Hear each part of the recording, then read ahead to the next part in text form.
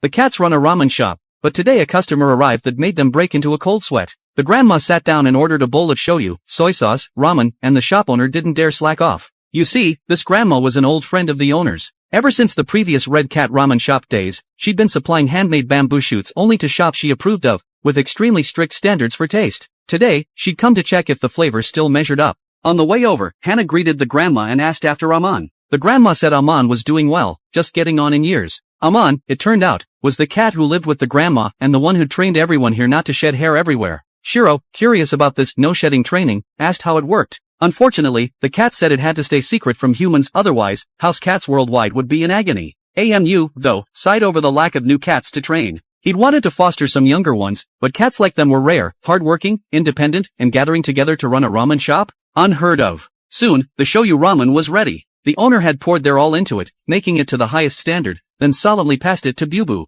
Bubu arranged the dish meticulously, garnishing it perfectly before serving it to the grandma. Everyone held their breath, waiting for her verdict. But after taking a bite, she didn't speak right away. Instead, she called the owner over. The owner, nervous, took off its headscarf and stood before her, asking, "How is it?" The grandma smiled, reaching out to pat the owner's head. "You've worked hard," she said, praising its effort. The customers gaped. Someone was petting the owner's head? The cat lovers in the shop were green with envy. Later, Shiro brought a huge watermelon to the shop. A relative had sent it, and she couldn't finish it alone, so she wanted to share. From the sound when tapped, it was sure to be good, and Ake, who loved watermelon, perked up immediately, plopping down by the door with an excited, sweet smile. Who could resist that? The owner pulled out its sharp kitchen knife, and before starting work, they decided to dig into the watermelon. Funny enough, everyone else took small slices, while Ake polished off more than half. It really was a great watermelon, big and super sweet. Shiro was glad everyone enjoyed it, but hesitated. Is it okay to eat such an expensive fruit for free? She wondered. Truth was, she didn't even like watermelon that much.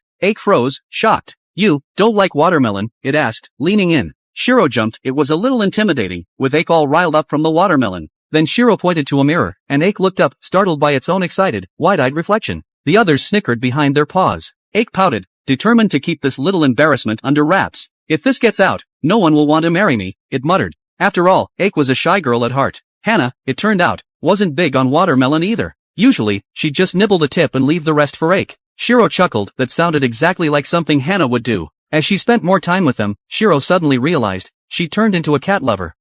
Wonder if that was a problem?